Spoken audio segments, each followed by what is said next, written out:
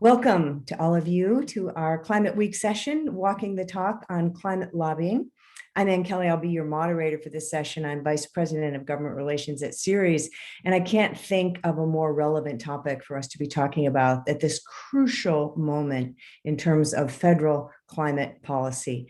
And so I have no doubt that's why many of you have joined us today, and we promise to answer so many of those questions that I know in particular our corporate listeners are grappling with, as many of you struggle to effectively weigh in on this current complex but crucially important climate debate, and as you work to negotiate your relationships with your trade associations.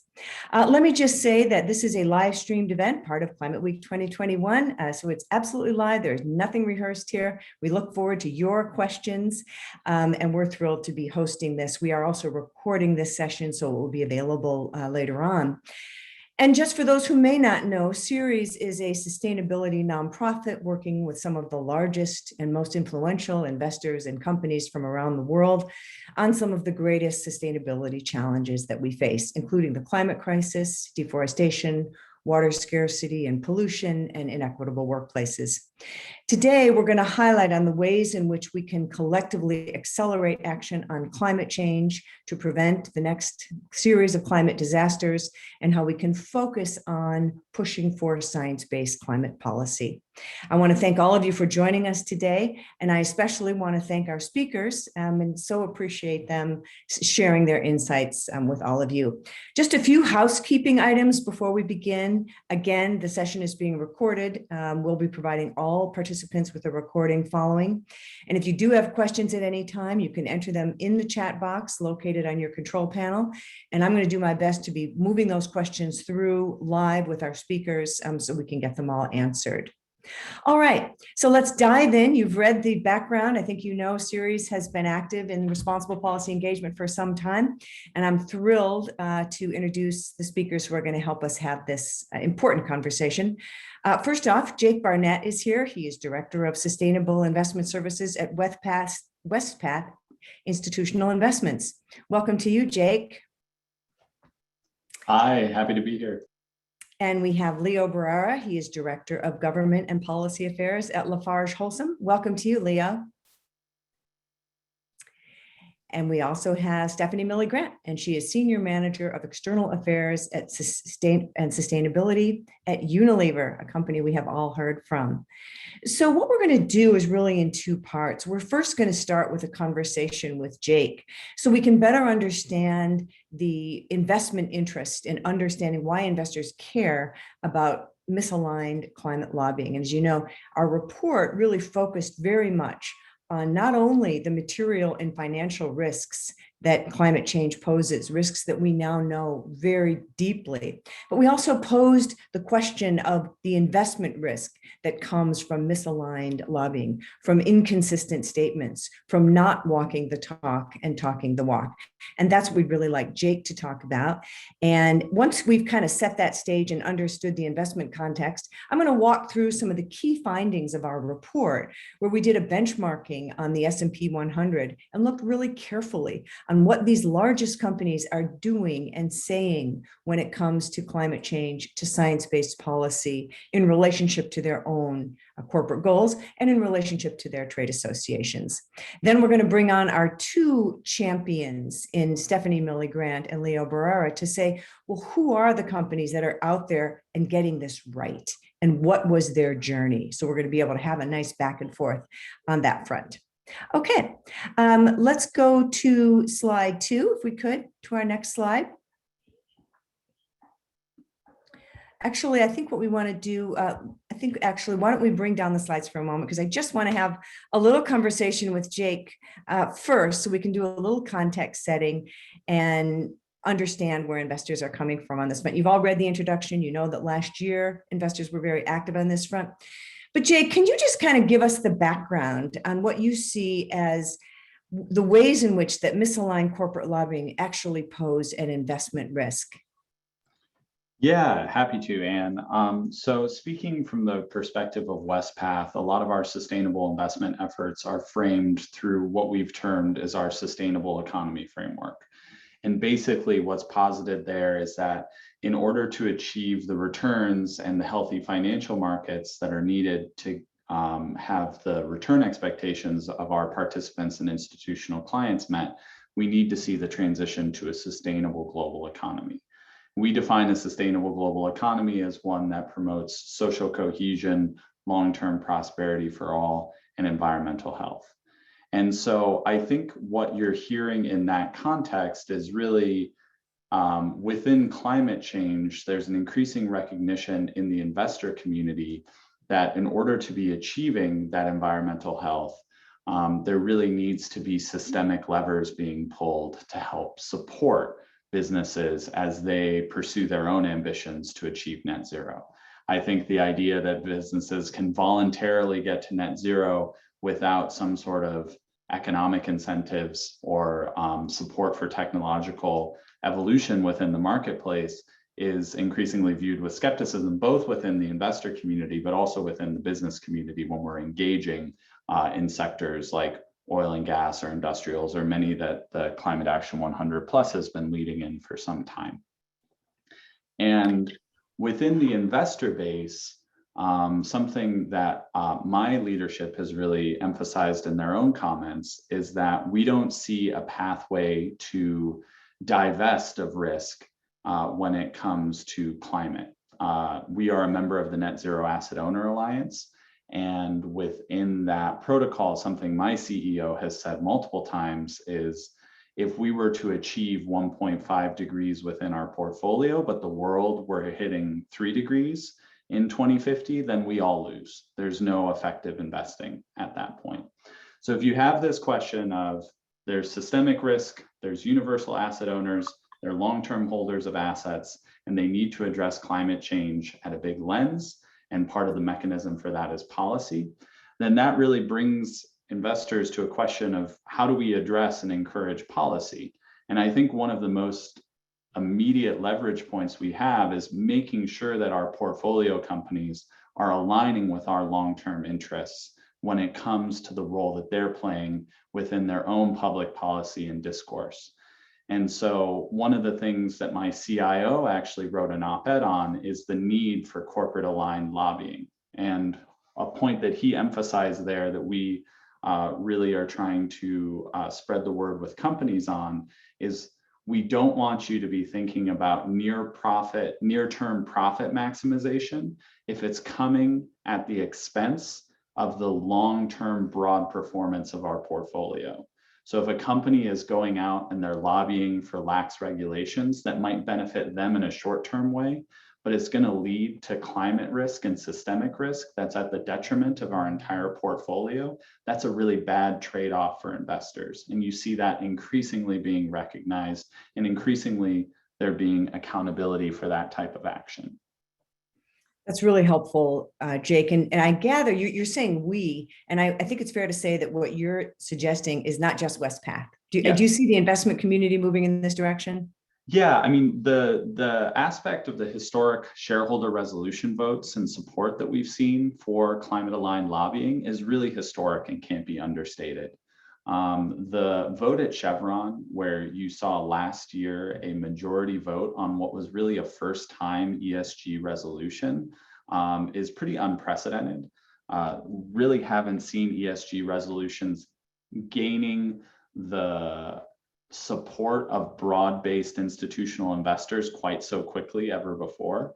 So I think we've seen a moment in time where this isn't only being driven by some of the folks like myself, or I see Tim Smith and Frank Sherman and Rhonda Bauer on the line, you know, those different individuals from ICCR that are pushing these issues, but it's already catching up with the big asset managers. So I think that this is something where within the investor base, there's that recognition we need to move quickly. One of the ways that we need to do that is policy. One of the ways that we can help support policy is make sure that there's greater alignment within those portfolio companies. And so if a company has major goals and yet they're working in opposition to the achievement of those goals, we've all admitted, and it's very clear from the IPCC and elsewhere, we got to have policy. We got to get the Right. rules right. So if a company is working against the very thing that would allow it to meet its goals, is that creating a credibility problem, a reputational problem? That in Yeah, itself is a risk.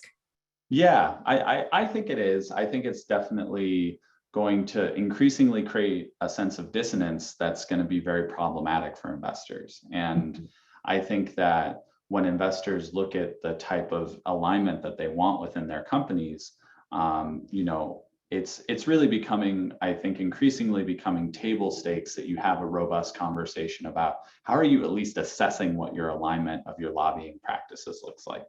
And some of this, I would actually say, some of it, you know, there might be nefarious or bad faith efforts going on, but in my engagements on this topic, I think a lot of it is just siloing within companies, because I recognize that companies are being asked to do a lot very quickly when it comes to net zero.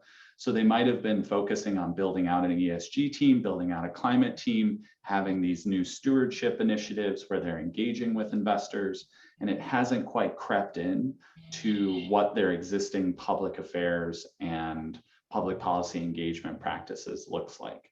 I think what investors are saying is you need to bridge those silos and have whatever you're saying with those climate goals increasingly be explicit, transparent, and accountable when it comes to how you're acting within the public policy realm.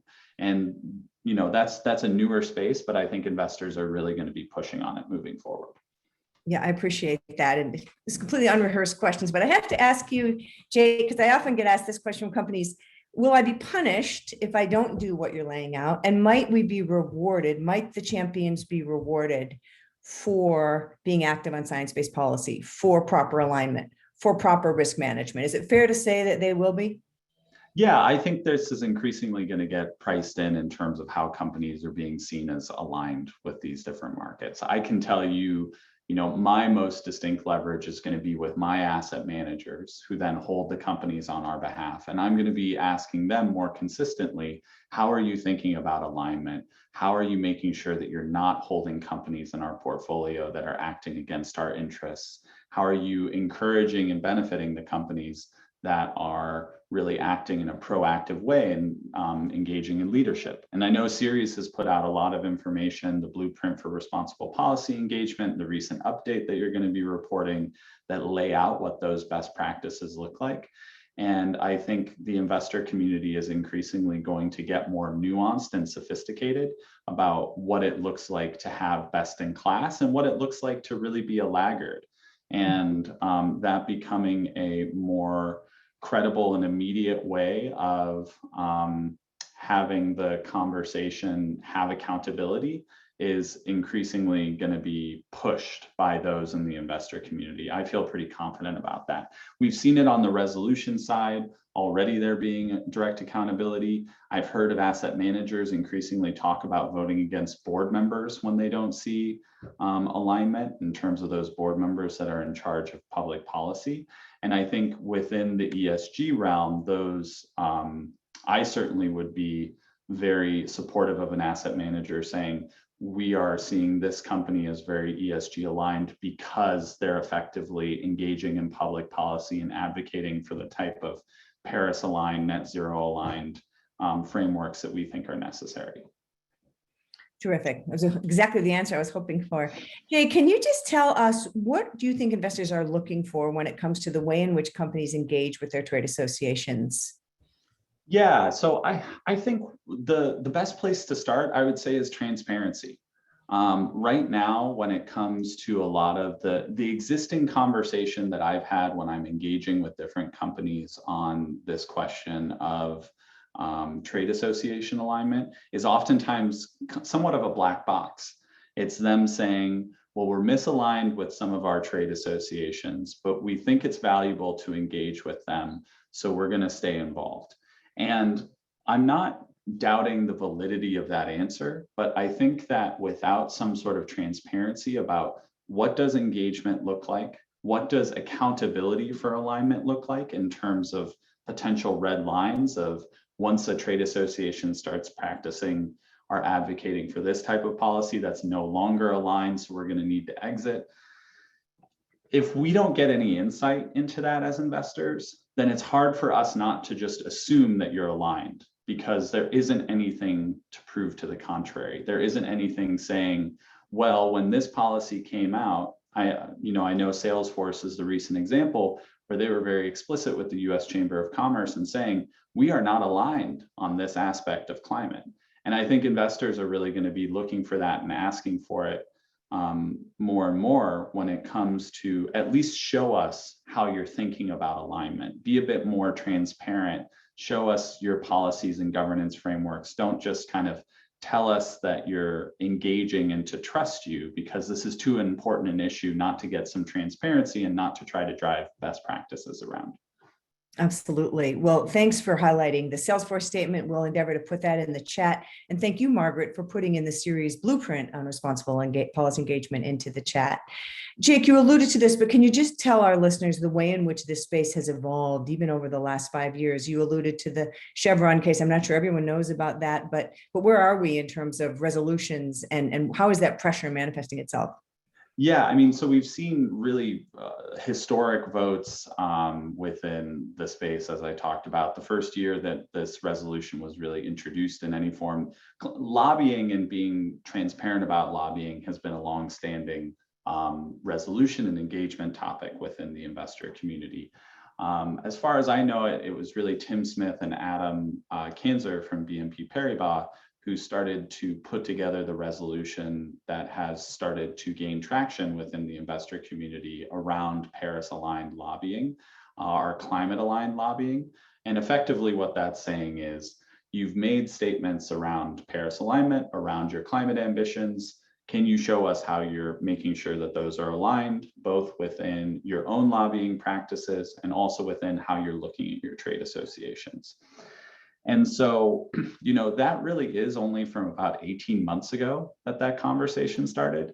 And since then, the example that comes to mind is Norfolk Southern received, I think it was a 69.4% vote in support of a resolution that was submitted by Friends Fiduciary. So really strong support within that community, or within the investor base, in terms of that conversation. Certainly the Climate Action 100 Plus benchmark came out. That's got a indicator specifically on climate lobbying. Influence map, as undergirding that, has continued to gain traction within that space. And I want to acknowledge for the companies on the line, recognizing that this is a new topic, that it's probably come somewhat out of left field, this intense investor concern.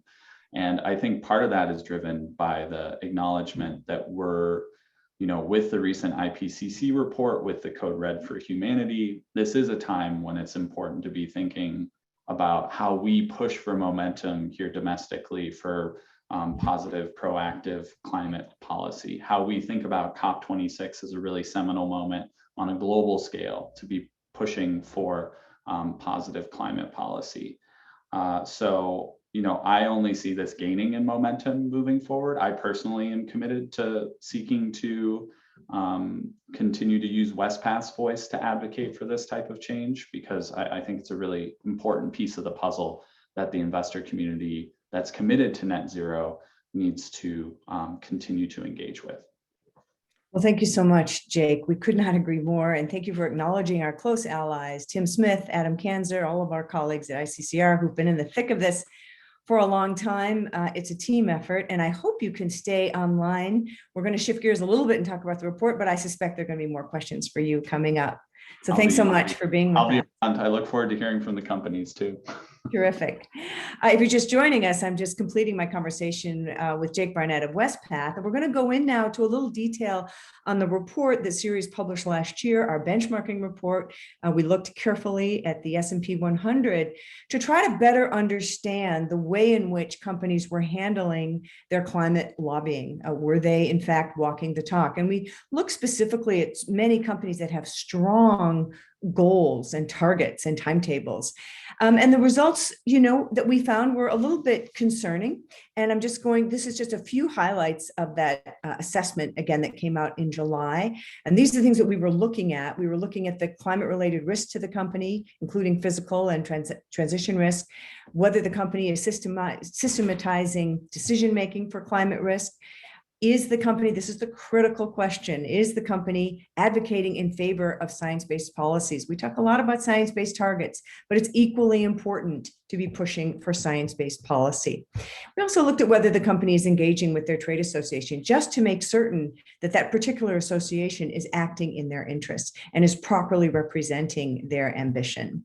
And these are just a couple of features of the digital tool, the microsite that we established. Next slide. And again, I draw your attention to the link in the chat.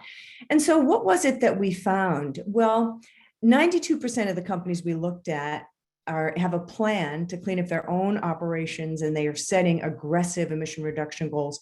88% are charging their boards with responsibility to oversee these efforts. 74% recognize that climate change poses a material risk to their enterprise. That's a significant number for those of us who've been in this field for a long time. So really important, good news there. And yet 51% described policies or legislation that would actually address climate change as a short-term financial risk. Okay, so this is a problem. Cost-effective policies are going to get us to our goals. When we understand the cost of inaction, this suggests that this is a misguided calculation. And it's a sign that companies too often are focused on short-term compliance impacts rather than the longer-term significant costs associated with climate risk that Jake was just talking about. So again, listen to what Jake said, and this is why we have concern, and this is why we're having this very conversation. Next slide. So what else did we find? Well, although a majority, 92% have committed to reducing their own emissions and 57 agree there's a need for strong science-based climate policy, it was really only 40% that are actively engaging with lawmakers on this issue. 21% of the assessed companies have lobbied in opposition to science-based policy in the past 5 years. And I suppose this is the figure that concerns us the most. Those who are pushing back against the very rules and regulations that would enable them to meet their goals. And of course, this is what we are facing at this very moment as we look at a complicated set of federal measures that are so desperately needed in short order to address the climate crisis. I know, and I think Jake did a nice job describing this, some companies are in a dilemma, how to weigh in on these important climate measures if and when their trade associations are saying the opposite.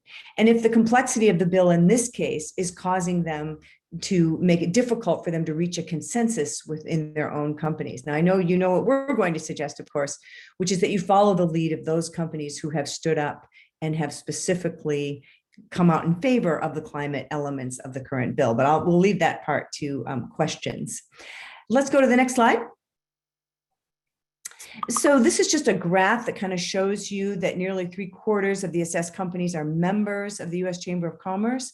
And unfortunately, only a handful has pushed back against the trade association's long-term obstruction. I do want to give credit here to the many, many companies that were not part of our assessment because of their size. They just don't happen to be part of the S&P 100, but who are really actively working within the chamber, both the internal working group of the chamber and the larger task force at the chamber, to really push back and to challenge the chamber to revise their positions and to more properly represent them. So while these numbers are deeply disturbing, given the incredible political power of the US Chamber, I want to acknowledge those companies that are working it from within, and we're providing them with as much support as we possibly can.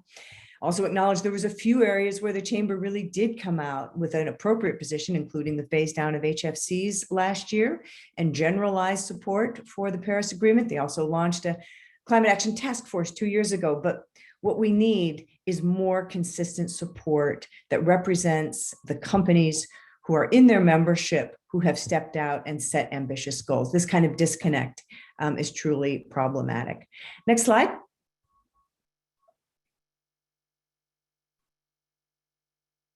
And by the way, thank you for the questions that are showing up in the chat. We will make sure that these get answered. And I guess that's all of our slides. Then this is a summary of our overall findings. And Jake, I'm going to throw out this question for you to think about when we come back. But he mentioned that ESG, you mentioned Chevron ESG, but the fossil fuel lobby tends to advocate for big oil priorities.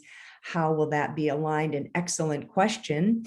So let's take the slide down. And we did focus on the chamber here, but I want to underscore that, of course, we are concerned about other large trade associations. It isn't certainly just the chamber. The issue here is when a trade association doesn't properly represent the leadership, the specific leadership of individual members. And we could certainly mention the API and the National Association of Manufacturers and other major trade associations that are not always doing the right thing. And on that note, I'm thrilled to introduce our good friend, Leo Barrera from Lafarge Holcim. Welcome to you, Leo. It's great to be here with you, Ann, today. Now, and also I want to introduce again our good friend Stephanie Millie-Grant from Unilever. And as I said earlier, pay attention to what these two have to say. Okay, so these are two champions, major corporations in very different sectors who have grappled successfully with their trade associations and stood out to form their own climate policy positions. And guess what? They're working, they're profitable. So they're bucking the trend. There's other companies behind them, by the way, but these two stars agreed to join us today. Leo, let's start with you. Everyone should know that Lafarge Holcim is the largest cement company in the country. You've taken a pretty dramatic action in this past year. I wonder if you could talk about that and talk about how you think companies can hold their trade associations accountable. Sure, and it's great to be here with you all, and pleasure to join Stephanie and our friends at Unilever. As you mentioned, Lafarge Holcim, we're a global building materials company in the United States. We're the largest cement producer. We have operations or a presence in over 40 states, about 9,000 employees. Earlier this year, we took a pretty dramatic action in leaving the Portland Cement Association. That was our main trade association. It wasn't an easy decision. I know there are companies on the line kind of struggling with the same things, and I wanted to share a little bit of what we had to go through. As you know, Ann, people join trade associations for a wide variety of reasons. Government advocacy is one of them, but trade associations can also help provide shared resources on behalf of an industry, whether that's health and safety, human resources, healthcare support, regulatory support, environment, best practices, networking, sales. Depending on the size of the trade association, there is a long list of items that can be shared. But at the end of the day, we had to do a self-assessment of our trade associations, and we started with our largest one, the Portland Cement Association, and we went through the agenda, right? And we followed the guidelines that the AAA advocacy on climate. We had to make sure that we aligned our policies, our vision for the company, for the future of our industry. We went to the Portland Cement Association, tried to align our policies there, got some resistance. We had to allocate resources, and I think that's a very important thing too. Oftentimes people think, look, I'm just going to give money to this trade association so that I can reap the member benefits, the shared resources, the intelligence, the economists, whatnot. But it's more than that. Allocating resources is more than just money. It's also bringing in staff. So when we join the trade association, we always say, look, we are going to join financially and with staff. So we put people on the committees that are shaping policy so that we have a firsthand knowledge of what people are advocating for on our behalf. And then we have to advocate for change in the association, advocate for change on Capitol Hill. And, unfortunately, we haven't necessarily seen that in some of these trade associations. Some associations will say the right thing, but not actually go and back it up and go into Capitol Hill and go into the state legislatures and advocate for change. So, that's something that's very important to us. So when we started doing our assessment, we went through 25 different variables across all our entire company: human resources, safety, environment. And we came to the conclusion that our agendas were simply just not aligned anymore with our trade association. We tried to get them to align, and we simply could not. And ultimately, we made the decision to leave the trade association.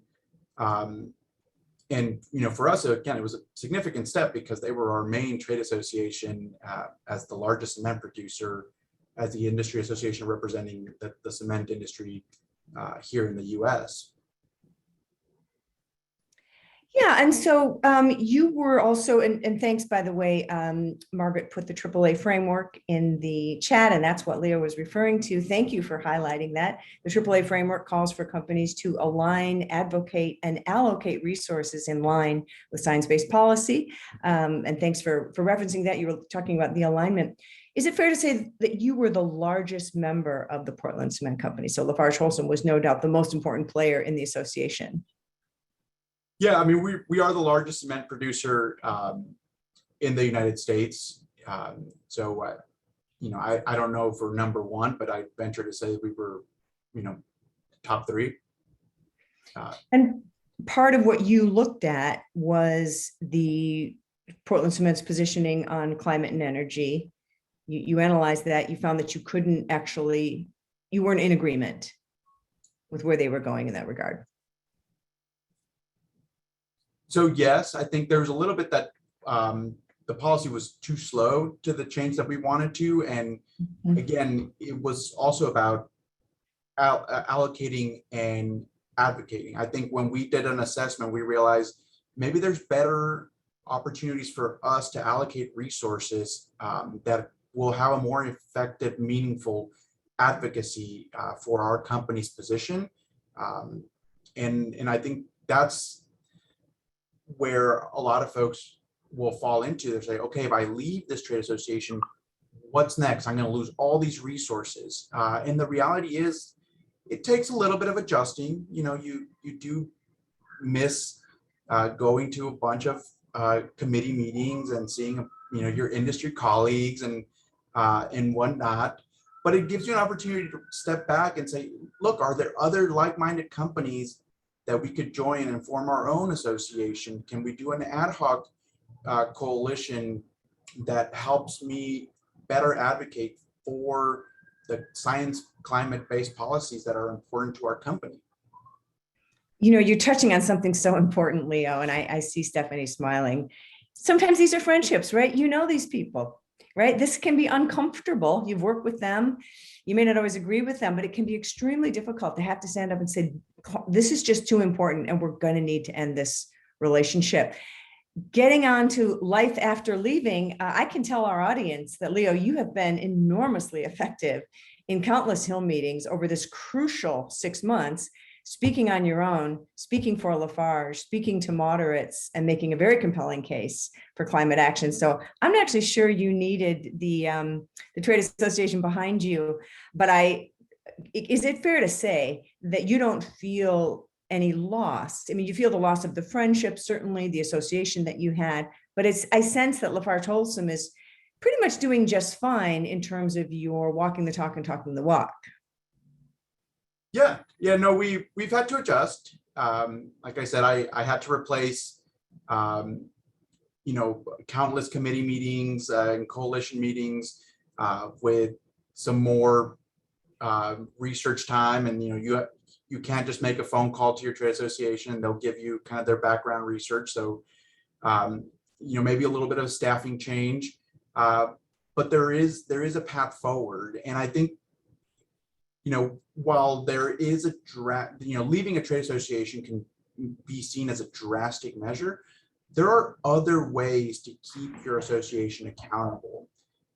Like I said, making sure that you allocate staff to serve on the committees to provide input into the policymaking process is important. And also, I understand trade associations work on behalf of the entire industry and sometimes majority vote, and there's wonky structures on how an association takes a policy position that may be the lowest common denominator, not as progressive as you'd like.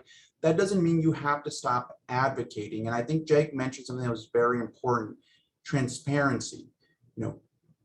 Ask your trade association, hey, put a footnote and say, this letter represents the views of some members, excluding company A, B, C, and D. Send your own letter and say, even though my trade association submitted these comments on behalf of the industry, here are the positions from LafargeHolcim. Here are the positions from my company as to why we can do more. And put it out there, because if anything, it moves the goalpost in the advocacy arena, and it puts other players, other people in the industry say, why can somebody else do more on climate than me?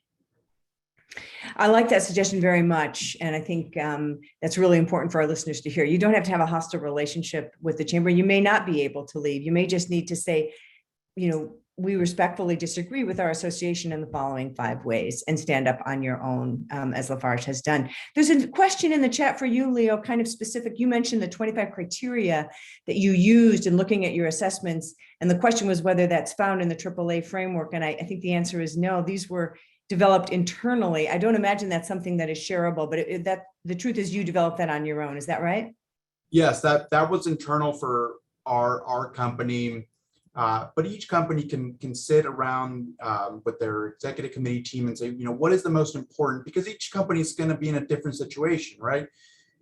Some smaller companies might rely more on a trade association support for health and safety and regulatory support, whereas a large company like Lafarge Holcim might have its own departments specifically situated for that. So maybe they weigh those relationships more important than advocacy. So taking an opportunity to step back and looking at all your trade associations and the value that they bring to your business and how that value stacks up with the potential risk that is created by inaction on climate is something that you need to look at. And I think we looked at it because of our commitment to the AAA advocacy framework, but it's also what our customers are asking us for. It's also what our investor community is asking us for. And as Jake was mentioning, it's coming to a boardroom near you, whether you like it or not, in the way ESG financing and board positions are coming over. So I think the time is now to go back and look at your trade associations. And I can also tell you that action in one sends a ripple effect through all your other trade associations. So even your smaller ones, when you leave something as big as your main trade association, they're like, oh, we really need to take this serious because, members really care about this and they're willing to walk away. Yeah, that's really important, Leo. Thank you so much. Well, I want you to stay on deck because I know more questions are going to come through to you. But Stephanie, let's turn to you, and thanks so much for being with us. I mean, Unilever, you all have been such a standout leader for so long and have been advocating for science-based policy for so long. You yourself personally, you've done it at the state and at the federal level. Can you just talk a little bit about Unilever's general approach with regard to its trade associations over these last few years? Yeah, sure. And I really, Leo, relate to a lot of what you just spoke about and some of the things you pointed out. To the point, trade associations cover a number of issues for companies, and the trade-offs have to be assessed. And we've gone through that process ourselves. For Unilever, we decided to align with our most important issue. And we're a purpose-driven company. We want to do more good than harm for our planet and for our society. So we want to act on the social and environmental issues facing the world, and we want to enhance people's lives with our products. So for us, looking at it in that way, we've chosen to align our trade association memberships accordingly and really looking at the climate aspect of it and where we are. So in 2019, Unilever CEO Alan Jope released an open letter to our trade associations, and he was very clear in it. Just to pull a quote from it, it's increasingly clear that tackling climate change at the speed and scale necessary requires wider transformational changes to the systems in which we operate. This requires strong government policy that creates the right context for further change and accelerated business action. And the letter went on to ask the trade association business groups, what are their current lobbying position on climate policy, and is it consistent with Unilever's position and the 1.5 degree ambition set out in the Paris Agreement with that? So overall, the intervention was positively received, and in several cases, it triggered discussions about clarifying existing positions within several trade associations. It's also helped us take a hard look at how we were spending money to be members of groups that might be actively lobbying against our own principles. But there are those trade-offs, going back to Leo's comments within that, that's always, well, it looks like it should be an easy one on paper. It might not always be. Well, thanks so much for sharing the news about that letter. I think I remember that letter, and thank you for the quote from your CEO. Was the result that you spent a lot of time, and you too probably had a whole list of criteria. You ended up pulling away from several trade associations as a result. Is that right? Yeah, we did. And that's just both in the US and global. And truthfully, we're still looking at it. We're still looking and further refining. If you're familiar, Unilever has a climate transition action plan, which was approved by our shareholders earlier this year. Realizing that this is still, we haven't let go in the last 2 years. This is still really important to us. But we committed in our transition action plan that we're going to, beginning later this year, publish an annual list of our principal trade associations. And we're also going to develop a climate policy position that we will use to assess trade association membership renewals. So we're still working on it. It's still a work in progress for us. It's kind of how we operate. Usually we'll do something and then, continue to tweak it as we realize it needs to be tweaked or whatever. So more can be coming, maybe not within that, but it's still wanting to make sure that the groups we are members of are advocating in the same way we are. I'm so glad you said that, because what you're saying is this is an active process, right? This isn't one and done. What you're doing is you're keeping your associations on notice that you want your membership to be authentic, credible, active, real. And so they need to be on notice that if they're going to represent Unilever, they need to stay in line. And thank you for sharing that letter. That was kind of you. That is in the chat for our listeners. There's a copy of the letter sent by Unilever, and I know others are looking for templates, so this will be really helpful. And thanks for mentioning your climate transition action plan. If you could share with us just what that experience is like. We have so many investors on the call. You actually had your shareholders approve of your transition plan. Is that right? Yes, it's available online. It's very public, but we put it out there, and the vote was in May this year, and it was overwhelmingly accepted by our shareholders. But it's really our step-by-step plan on how we are looking at what needs to happen within the climate and where we are as a company. So, we've looked at all aspects of it from operations of our company, but we're also looking at, we include in there our approach to advocacy and partnerships. So we've kind of divided into 4 types of activities. Just high-level advocacy in support of the goals of the Paris Agreement. We've got national and regional climate policy, issue-specific policy engagements and partnerships, and the last one is industry partnerships. So we really break it out within there and have that as a key part of our plan. Well, I'm not sure if that plan lives on your website or is available, but I have a feeling a lot of people would be interested in it. Oh, there it is. You can find it. Yep, there Margaret, it is. She's so far ahead of us. So that's in the chat too, full of resources today. I hope you're all copying and pasting these items, because transition plans are going to be enormously valuable in these next couple of years. Lots of people are working on them. Stephanie, you did something in addition to this effort, which was to form a trade association that would actually work for you. Can you speak about that and how that has worked so far? Yeah, and to say there is life after major trade associations. First thing we did actually was get more involved and more active in groups such as BICEP or We Mean Business, and really looked for those groups that are working on those issues first of all.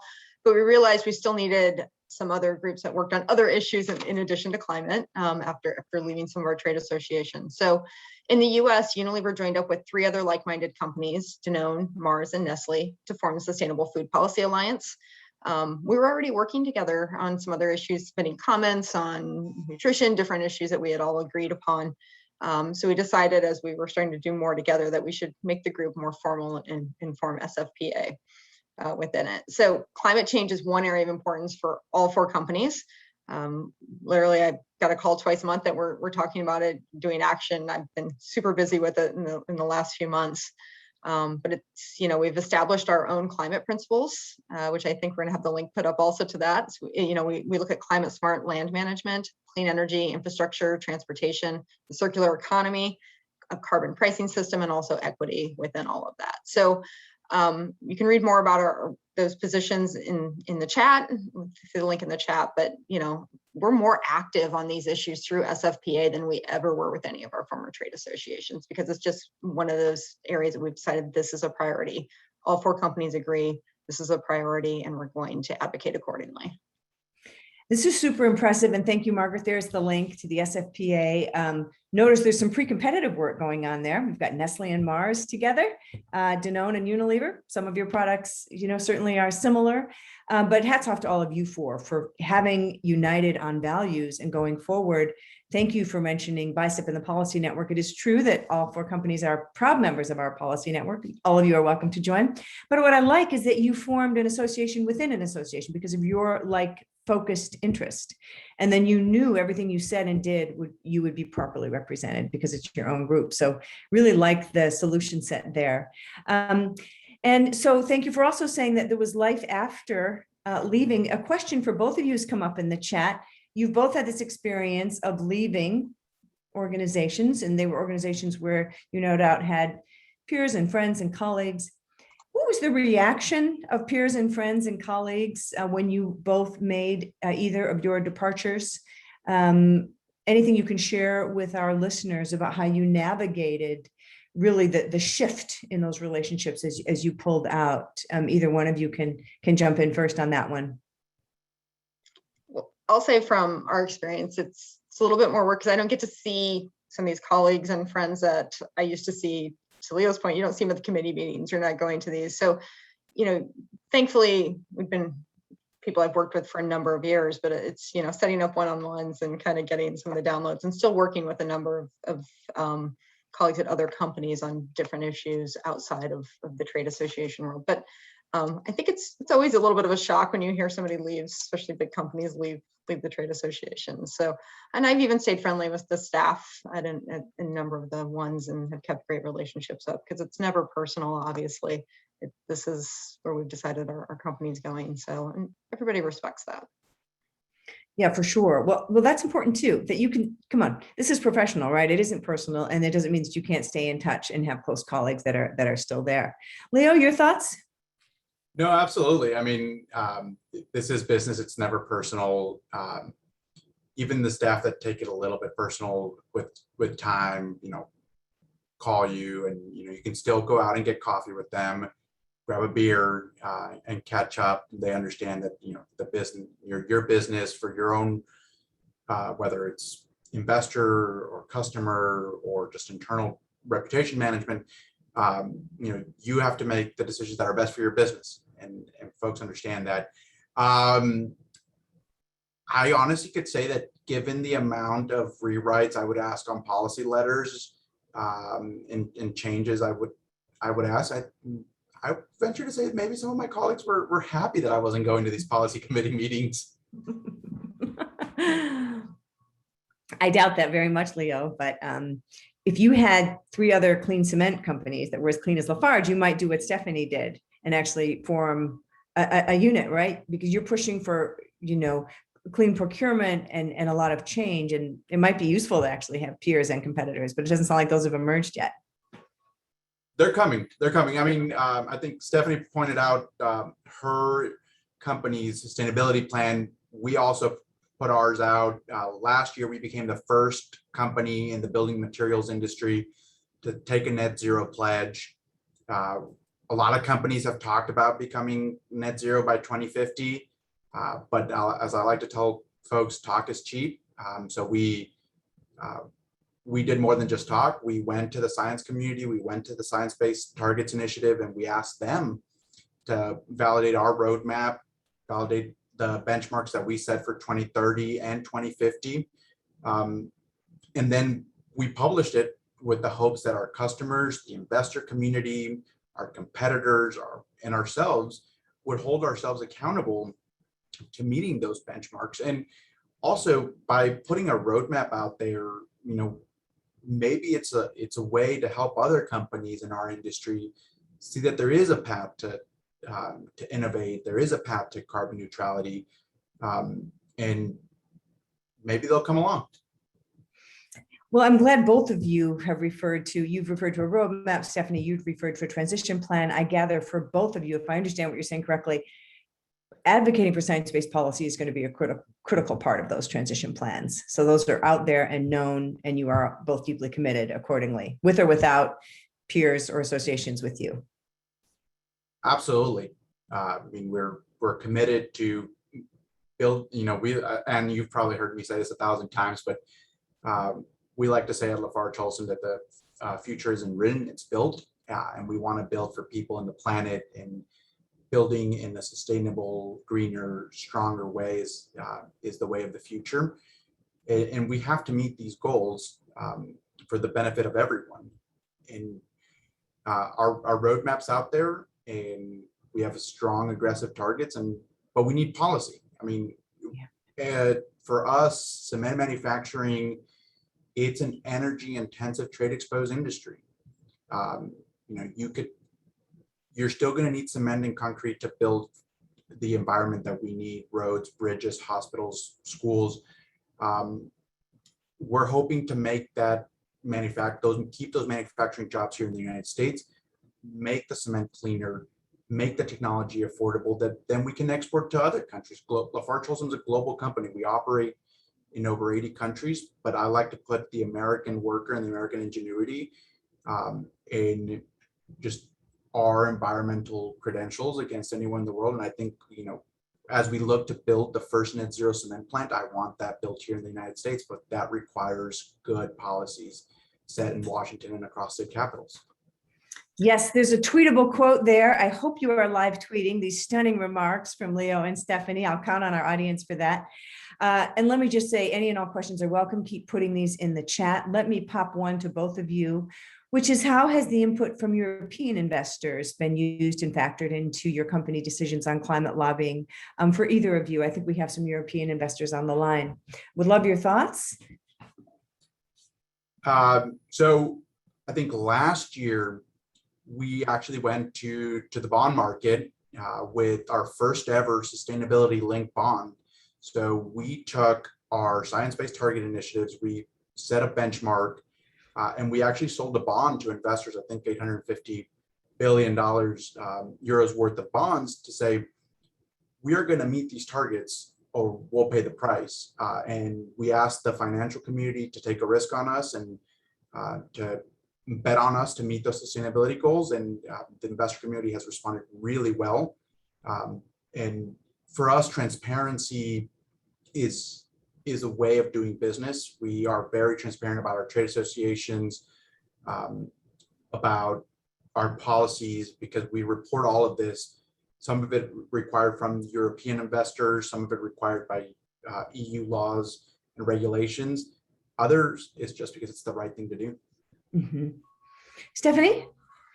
Yeah, so Unilever being a global company and European based, obviously that it weighs in quite a bit with our leadership. I would imagine. I'm wondering, I want to acknowledge to both of you that I think we have a lot of listeners who may be members of the U.S. Chamber. And I know some of you listening are part of that internal working group at the Chamber, trying to work it from within. I want to ask both Stephanie and Leo, if you had to give guidance to companies that are a little bit earlier in this journey, concrete advice you would pass on to people who are in your position inside a company, facing an association that they both need to be loyal to for certain reasons, but whom they really need to push back on when it comes to climate policy. Would love your thoughts, your candid guidance on where they would begin. And maybe part of that is bringing in other internal business units within the company. But I know this is a question many people have. And Stephanie, I'd love to get your take on this. And people will start with that letter you gave them. But I'd love to know a little bit how this began at Unilever and what your journey has been. Yeah, it kind of goes to my earlier comments on the trade-off. It's really an assessment internally, and Leo discussed this too, of what are you getting out of the company versus what do you feel they're costing you in the same way, or the trade association. What outweighs what, and what is the most important thing to your company, and where truly are you in advocating right now, and where the company position is, and what is the most important thing within it. So it's not an easy decision. It's not a quick decision. It's one of those where you kind of have to start laying the case over time. And, even before this letter went out and we were getting questions internally from our own leadership, former CEO, why are we members? Why are we doing this? They are not. So, when your leadership takes notice, that kind of helps push the way too. But in the end, we have other one that we left too, is just when you're constantly opposing what our own position was, it just became very clear that there were still some things we're getting out of it on other pieces of the trade association. It was just, one of those where, why are we paying so much money to be opposed in all of our positions and where we think we should be? So it's not easy.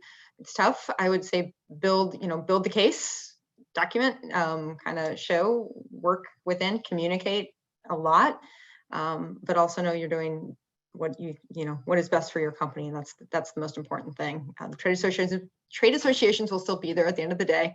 You'll still have your friends from other companies at the end of the day, and they'll just take on different relationship forms than what they are now. Yeah, good advice. Thank you.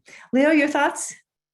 I feel like I need to form a post-trade association therapy group for everyone struggling with these decisions. I mean, as Stephanie mentioned, it is not an easy decision. There is a lot of people involved, and it's not a quick decision. And you go back and forth, but trade associations will be there. You can leave, see if they change, and then come back in the future. I'm going to go back to what I said earlier. I think it's important for you not to lose your individual voice as a company, even though you are members of these trade associations. It's okay to ask your trade associations to say, hey, send that letter, but put a disclaimer saying this letter does not represent the views of XYZ companies, so that policymakers take note of who that letter is actually speaking on behalf of. It takes a little bit more work. You could also do your own letter. But at the bare minimum, if you ask your trade association to document where you disagree, there is that level of transparency with policymakers and with your other stakeholders to say, look, I'm a member, but I make it very clear when I disagree with them on policies when they're going to advocate on my behalf to policymakers.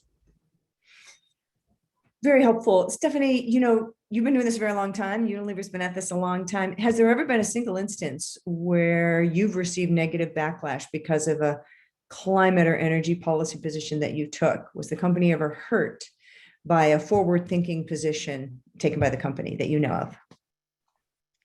Not off the top of my head. I can't think of anything on those topics, on those issues. Honestly, most consumers aren't paying that close of attention to what we're doing yet on some of these things, especially on the policy side. I think we're getting more of that. But within so far, most people admire us for being able to take the positions we do.